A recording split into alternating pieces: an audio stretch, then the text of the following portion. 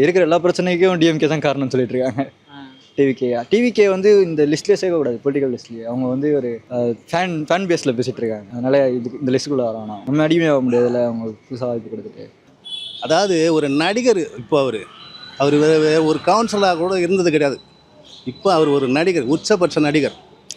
அவர் வந்தால் கூட்டம் கூட தான் செய்யும். இன்றைக்கி அந்த கூட்டம் சேர்ந்து தான் இன்றைக்கி 40-50 பேர் செத்தாங்க. இப்போ ஒன்றும் இல்லை, ஒரு நடிகை நயன்தாராவோ இல்லை சமந்தாவோ வர வச்சோன்னா கூட ஒரு 1 ஹவரில் 1 லட்சம் பேர் கூட்டிடுவாங்க. அதுதான் சூழ்நிலை. ஏன்னா அவருடைய ஆழம் ஒன்றும் தெரியல.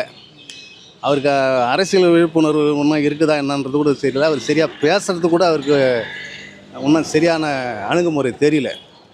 அதனால் மக்கள் வந்து என்ன முடிவு எடுக்கிறாங்கன்றது தெரியல. அவர் ஒரு ஓட்டு வங்கி இருக்குன்னு நினைக்கிறேன். ஆனால் வெற்றி பெற அளவுக்கூடிய அந்த அளவுக்கு தமிழ்நாட்டு மக்கள்லாம் வந்து அவ்வளோ எளிதாக வந்து நீ படம் நடித்து முடிச்சுட்டு வந்த ஒன்று முதலமைச்சராக ஆக்கிடுவாங்கன்றது தவறான கருத்து.